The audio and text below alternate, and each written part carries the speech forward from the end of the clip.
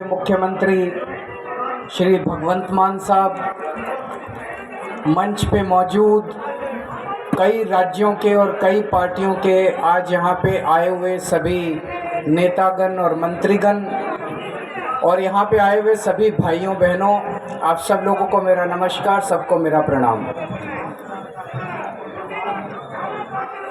मुझे लगता है आज इस देश को ये दिन भी देखना था।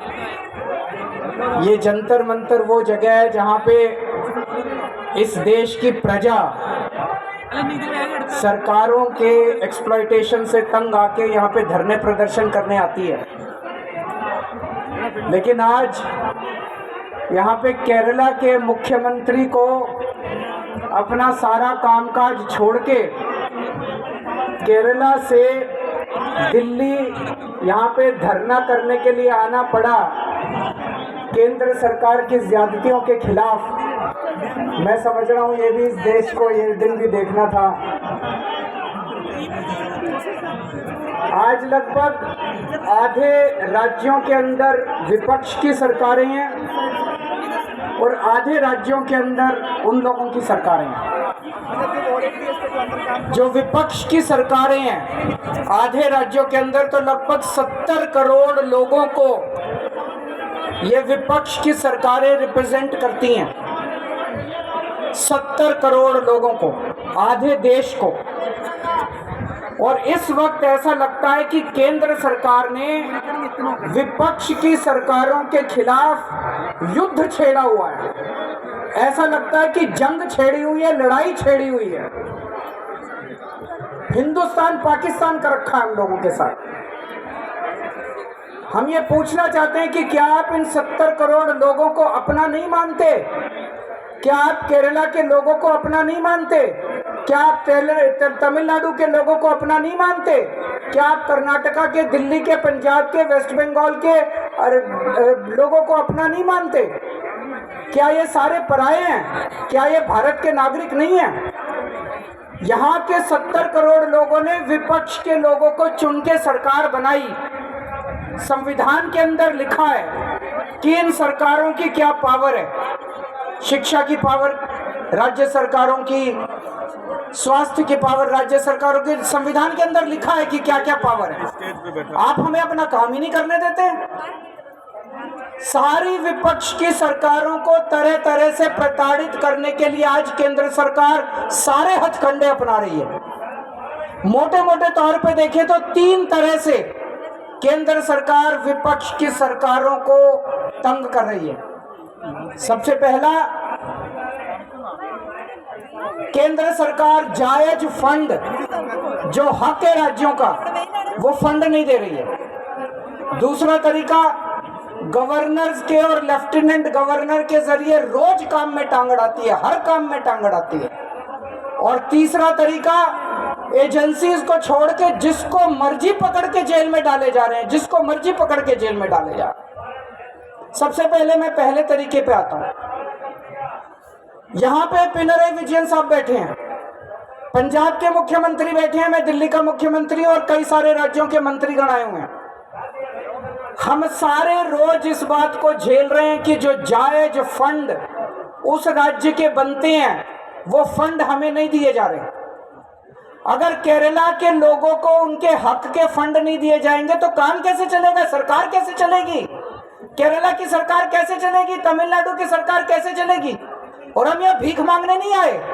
विजयन साहब यहाँ पे अपने घर के लिए, अपने परिवार के लिए पैसे मांगने नहीं आए, अपने बच्चों के लिए, अपने बीवी बच्चों के लिए पैसे मांगने नहीं आए। वो केरला के लोगों के लिए पैसे मांगने आए हैं। आज पंजाब के मुख्यमंत्री अपने 3 करोड़ लोगों के लिए फंड मांगने के लिए आए हैं। मैं दिल्ली का मुख्यमंत्री अपने दिल्ली के 2 करोड़ लोगों का हक मांगने के लिए आया हूं। संविधान में लिखा है कि कितना पैसा किस सरकार को मिलेगा।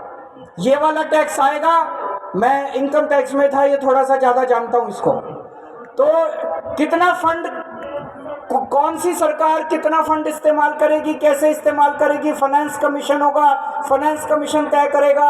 ये पैसा केंद्र के पास जाएगा, ये पैसा राज्य सरकार। अरे जो हमारा हक है, हमारा नहीं, लोगों का हक है, केरला के लोगों का हक है, तमिलनाडु के लोगों का हक है, वेस्ट बंगाल के, पंजाब के, दिल्ली के लोगों का हक है, वो हक आप कैसे छीन सकते हैं लोगों का? आप उनका काम कैसे रोक सकते हैं? अगर आप हम हमारे लोगों के पैसे नहीं देंगे तो हम सड़कें कैसे बनाएंगे, बिजली कैसे देंगे, लोगों का विकास कैसे करेंगे? मैं भी एक दो बैनर देख रहा था, उसमें लिखा था कि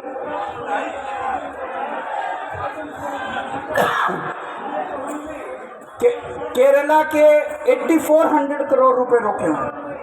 और मान साहब से मैं थोड़े दिन पहले बात कर रहा था, पंजाब के भी 8000 करोड़ से ज्यादा फंड रोके हुए हैं। अब एक एक फंड, अभी पंजाब सरकार थोड़े दिन पहले सुप्रीम कोर्ट में गई कि हमारा पैसा रिलीज नहीं कर रहे।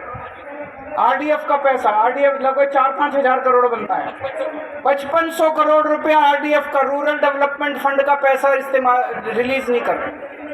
केरल में गया, सुप्रीम कोर्ट की हेयरिंग अब अगले हफ्ते फिक्स हुई है और तुरंत केंद्र सरकार से फोन आ गया, आइए बैठ के बात करते हैं। तो हम छोटी छोटी बातों के लिए सुप्रीम कोर्ट जाएंगे क्या? ये क्या बदतमीजी है? आप अपना काम क्यों नहीं करते? हम हर चीज के लिए सुप्रीम कोर्ट के पास और भी तो बहुत काम है। सुप्रीम कोर्ट भरा हुआ है केसेस से, जनता के केसेस से। हम अपने फंड लेने के लिए भी, हमें फंड लेने के लिए जंतर मंतर पे आके बैठना पड़ेगा। आप लोगों को जान के ताज्जुब होगा, दिल्ली के लोग मिलके साल में 2 लाख करोड़ रुपए का इनकम टैक्स देते हैं, 2 लाख करोड़। और उस 2 लाख करोड़ में से बदले में दिल्ली के लिए हमें कितना पैसा मिलता है? गेस कर सकते हैं आप लोग? 2 लाख करोड़ रुपए हम केंद्र सरकार को देते हैं दिल्ली के लोग मिलके इनकम टैक्स में। और उस 2 लाख करोड़ में से दिल्ली के लोगों को एक साल में 325 करोड़ रुपए मिलते हैं। इतना तो अंग्रेजों ने भी नहीं लूटा होगा 100 साल में जितना ये लोग लूट रहे हैं। ये तो हद हो गई है। तो कपिल सिब्बल साहब का स्वागत है।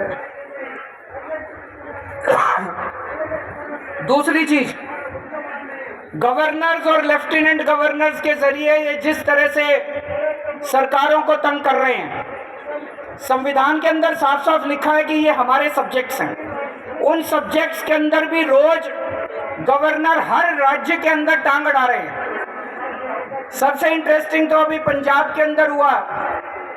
पिछले साल पंजाब सरकार ने बजट सेशन, अपनी असेंबली का बजट सेशन कॉल करने के लिए गवर्नर के पास फाइल भेजी। गवर्नर ने बजट सेशन करने की परमिशन नहीं दी। सोचिए, एक चुनी हुई सरकार, फुल स्टेट, उसका मुख्यमंत्री, उसकी कैबिनेट प्रस्ताव पारित करके कहती है कि हम फलानी तारीख से बजट सेशन बुलाएंगे और उसमें राज्य का अगले साल का बजट पास करेंगे। गवर्नर ने बजट सेशन की भी परमिशन नहीं दी। अल्टीमेटली सुप्रीम कोर्ट जाना पड़ा। सुप्रीम कोर्ट ने गवर्नर को खूब लताड़ा। लेकिन प्रॉब्लम यह है कि इनको लताड़ का, गाली गलौज का, इनको सुप्रीम कोर्ट रोज लताड़ता है इन लोगों को, इनको कोई फर्क ही नहीं पड़ता। तो इस तरह से दिल्ली के अंदर तो आप सब लोग देख ही रहे हैं कि हर काम के अंदर किस तरह से लेफ्टिनेंट गवर्नर हर काम के अंदर, छोटे से छोटे काम के अंदर टांग अड़ा रहे हैं। और तीसरा तरीका है ईडी। यह अब इनका एक नया हथियार आ गया, ईडी। अभी तक इस देश के अंदर यह कानून होता था कि अगर आपने कोई क्राइम किया तो उसकी जांच होती थी, फिर उसमें मुकदमा चलता था। मुकदमे में तय होता था कि कौन कौन दोषी है, कौन कौन निर्दोष है। जो दोषी है उसको सजा मिलती थी, वो जेल जाता था। मुकदमे के बाद, मुकदमा खत्म होने के बाद आदमी जेल जाता था जिसको दोषी माना जाता था। अब अब तय कर लेते हैं कि इसको जेल भेजना है, तो उसको पकड़ लेते हैं, उसको जेल में डाल देते हैं। फिर सोचते हैं अब इस पे क्या मुकदमा करें, इस पे क्या केस बनाएं। फिर ये केस बनाते हैं और केस बनाने के बाद फिर वो तब तक जेल में रहता है जब तक कि मुकदमा पूरा ना हो जाए और वो निर्दोष साबित ना हो जाए। हमारे देश के अंदर 15-15 साल लग जाते हैं मुकदमे पूरे होने में। तो 15-15 साल किसी को भी पकड़ के जेल, यह भी पीएमएलए जो कानून लेके आए उसमें लिखा है कि जब तक उस आदमी को, किसी को भी पकड़ के जेल में डाल दो और जब तक उस आदमी का मुकदमा पूरा नहीं हो जाता, वो निर्दोष साबित नहीं हो जाता, तब तक वो जेल से बाहर नहीं आएगा। ये तो बहुत खतरनाक है। अभी हेमंत सोरेन साहब को इन्होंने जेल में डाल दिया अभी तक उनके ऊपर कुछ भी साबित नहीं हुआ है, अभी उनके ऊपर मुकदमा नहीं चला है, अभी मुकदमा शुरू भी नहीं हुआ है, अभी जांच चल रही है। लेकिन अगर मुकदमे को 15 साल लगे तो हेमंत सोरेन साहब 15 साल जेल में रहेंगे।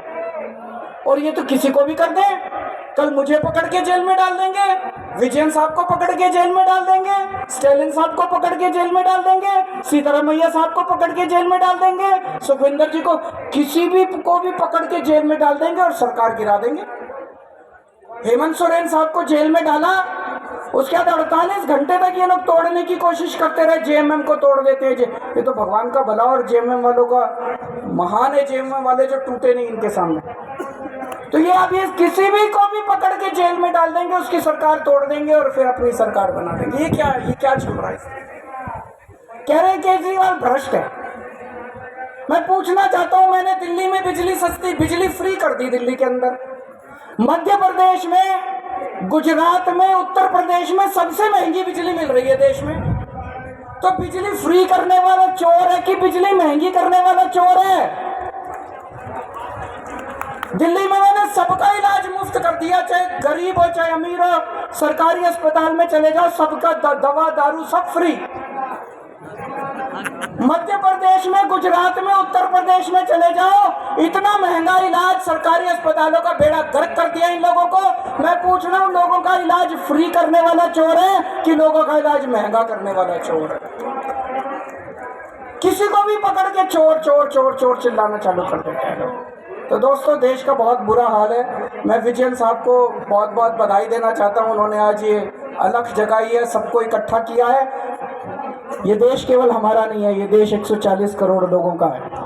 और आज मैं बीजेपी वालों को कहना भी चाहता हूं, समय का चक्र घूमता है, समय बड़ा बलवान है, अहंकार मत करो।